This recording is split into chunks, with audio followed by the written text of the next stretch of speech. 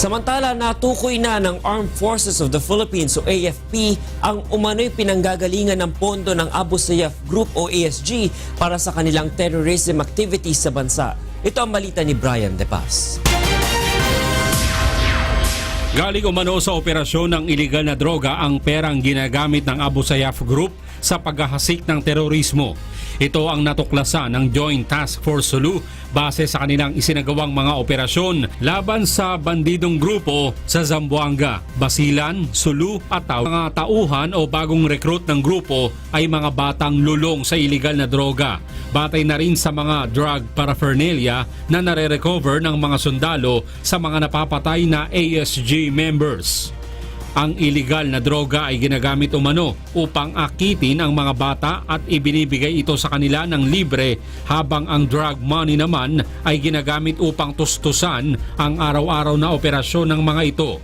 Ang paggamit ng ipinagbabawal na droga ay pinatotohanan umano ng ilang naging hostage nito. Tiniyak naman ng AFP na hindi nagpapabaya ang militar at pulisya sa pagganap ng kanilang tungkulin na bantayan ang seguridad ng bansa. Your armed forces of the Philippines are not sleeping on post, that they are doing their job in ensuring that we are not just suppressing terrorism and lawless violence in the areas where it erupted. The AFP is looking into the possible Abu Sayaff bandit group's links with big-time drug lords. Let's find out more about this from Eunice Samonte. The Armed Forces of the Philippines announced that the terrorist group of Abu Sayaff and its factions are using illegal drugs as means of funding and motivation for members in staging terrorism, criminal acts, and other anti-Islamic activities as witnessed by their former captives. This is the findings of numerous units in Zambasulta area confronting the Abu Sayaff. Reports coming from the line units indicate that those engaging the troops are mostly young recruits who are most probably high in certain drugs, particularly shabu, as evidenced by paraphernalia being recovered in the belongings of dead Abu Sayaff members in their lairs. Drugs are being used to lure youngsters who may have been given shabu for free and later on recruited once they are addicted to it. Reports also indicate that the money generated from shabu is also being used to finance their daily operations against the military. This is also the revelation of several former hostages of the group. Those guarding hostages are always high on drugs. In fact, former Indonesian hostage Herman Bin Manggak revealed in his debriefing that 5 to 7 guarding him were personally seen by him taking shabu. It can be recalled that last Saturday, joint PNP and AFP forces conducted a joint anti-illegal drug operations in Barangay Kaunayan, Patico, Sulu, which resulted to a gun battle. In Zamboanga City, another ASG member named Arnisar Dangsani Islamuddin was arrested in a buy-bust operation Tuesday afternoon. This only proves that Abu Sayaff group members have different connections in their higher drug trade. Right now, the AFP is now investigating the matter. Yun yung babae na yun, daughter-in-law ko. Sinabi ko, tumatakbo pa lang ako ng presidente, so could I talk to them sa Abu Sayaff? And publicly I said, I'm extending my hand in friendship. Can we just talk about stopping this carnage of innocent people? Nakausap ko, pumunta sila, but they did not honor my sana na we can talk about peace, and if we can get a framework of federalism, they can have their own territory. Kasi noon walang mga Abu Sayaff, walang mga kidnappers, walang hold-uppers, wala lahat. Yung bukas pa yung free trade doon sa barter sa going to Sabah. Wala noon kidnapper. They were quarrels but among men because of greed, not because of a Moro nationalism.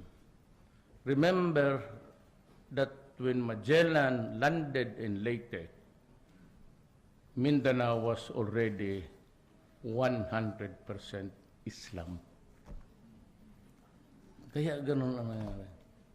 So, they tried to conquer all the lands, but doon sa scattered Visayas and Mindanao, it was an easy target because they had the cannons, they had the gunpowders, the muskets, those were the rifles of the times, and an aggression really upon our people. But Magellan also brought Christianity, but I will not talk about it simply because it is not a good topic to talk about. Eh, nandyan na yan eh, dala-dala ng mga Espanyol. And so when they saw Mindanao fertile, below the typhoon belt, and almost really fertile, where you just throw anything and it will grow at that time. And the Spaniards, the most that they could get was really to build a fourth pillar in Zamboanga. What that was it. That was intended to stop the further intrusions of the Islam missionaries. So, yan ang na problema. Sabi ko nga sa mga, kasi ako mix, so I tell them, ano ba naman kasalanan ng mga ibang tao dito? What would have been the guilt of my father when he was a bachelor, he came to Mindanao and married a Mindanaoan, my mama. Ano ba kasalanan? Kasalanan namin. But there are really things that cannot be solved now. Noon, pwede because the fight was run or fueled by the Moro nationalism. Kanila yung Mindanao eh. And because of religion, kasi kung Islam lang tayong di walang problema. But the problem, naunahan sila ng, well, Visayas upwards. So yan ang sitwasyon. But we're doing okay. Except for the fighting down in Sulu, Basilan, we're okay. And government is winning. But let us not talk about whose victory it is because everybody loses in this kind of a setup. Civil war, talo tayong lahat. Now, there is another problem na mabigat talaga. I came with a prepared speech. Basahin na lang ninyo ito. Bigay ko sa inyo.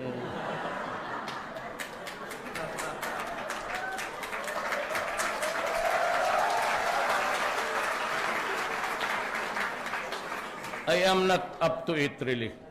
I am not up to it. Ito magbasa ng speech. It's so boring. And I cannot say things from the inside, the entrails of my emotions. Preparado, at saka minsan kasi sabi nila, lalo na yung mga diplomatic, basahin mo na lang kasi minsan magpuputang ina ka.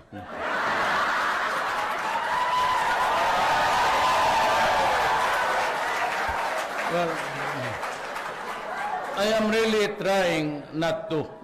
Alam ko bastos yan, pero nadadala ako sa emotion. Kaya sabi niya, the Republic of the Philippines has a president with a foul mouth. Correct, sabi ko. I am that president.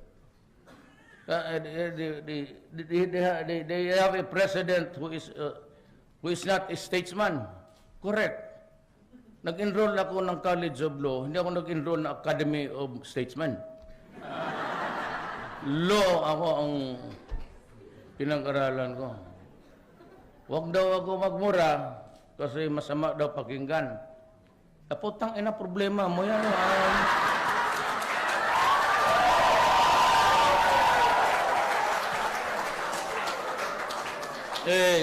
Si Secretary Aguirre, Brad ko yan sa frat. Sa San Beda. Alam mo noon, siyempre Brad, magdating kami sa kantin, ang salita kasi ng Davao, halo, Bisaya, pati Tagalog, pero diretso yan. Mag-uwi ako bukas, pero siguro mamalit pa ko ugma, kayo ako mapasalubong. Ganon kami. Nga minsan, kaming mga Brad, kinakantsawan nila ako kasi Bisaya, pati ano.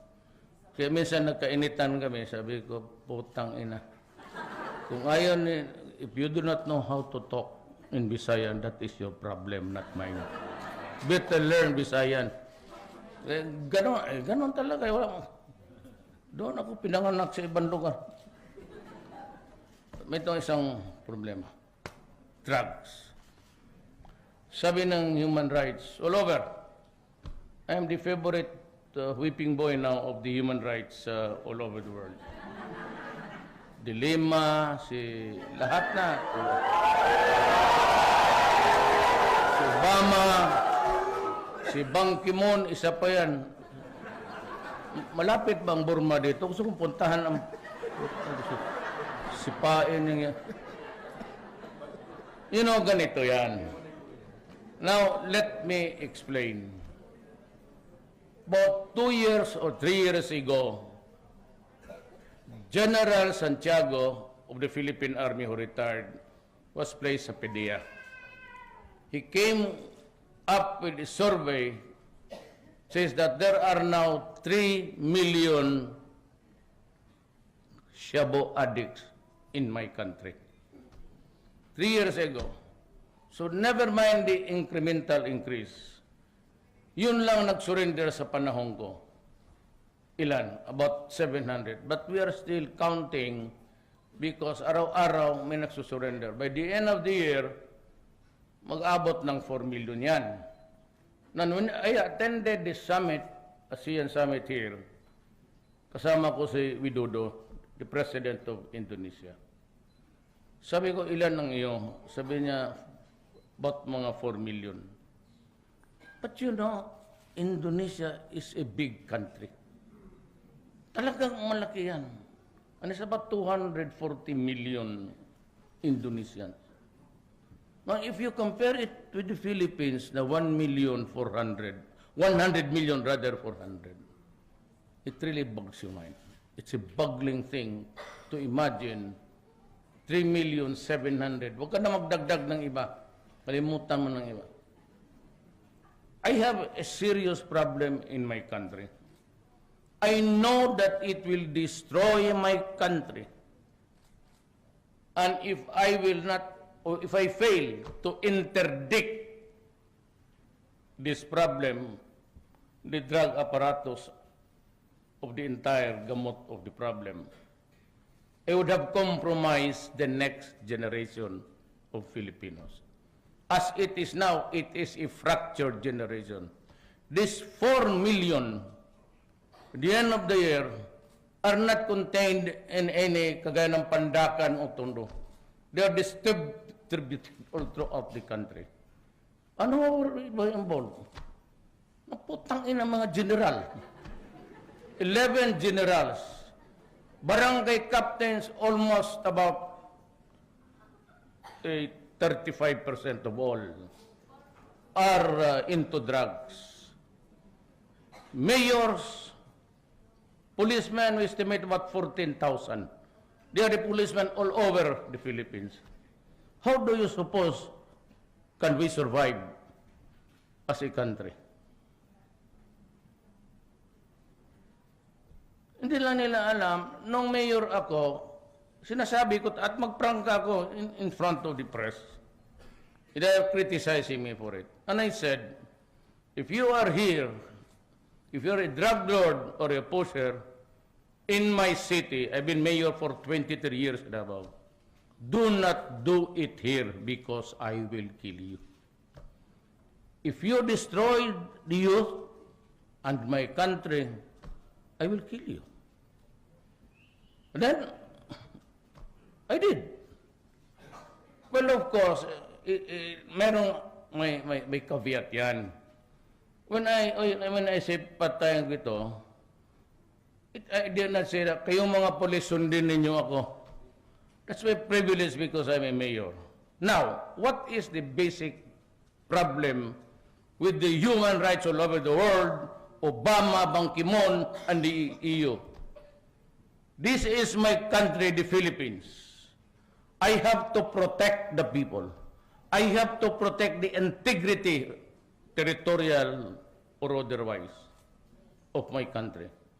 With this kind of problem, 4 million drug addicts, tignan mo ngayon, namatay na, wala na, down ang crime. You can walk to street Manila. Oh, tawagan na.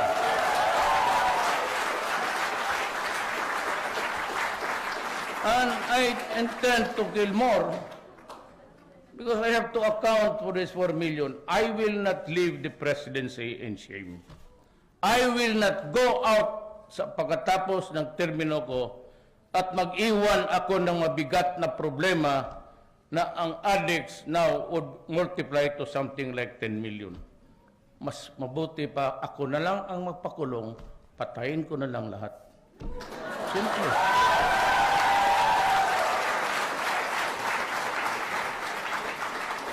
Total, hiwalay man ako sa asawa ko, and there are conjugal visits allowed in the Muntinlupa.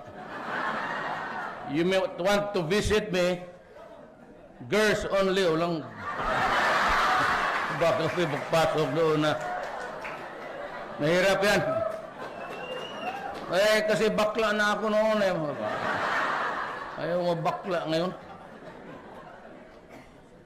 So, what am I supposed to do? Now, itong human rights, let me lecture on you. Bama, Mang Kimon, iyo, mga lawyers ng iyo because they passed a resolution calling my attention. And even threatening me to face the International Court of Justice. Genocide. Bugok itong mga genocide sa mong igit.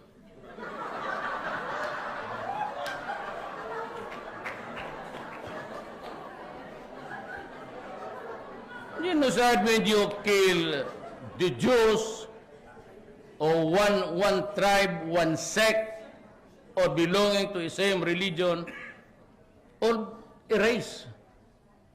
Bakit ako ba genocide? Patayin ko itong mga putang inan to. Walang ginawa kung hindi magsira ng bayan ko.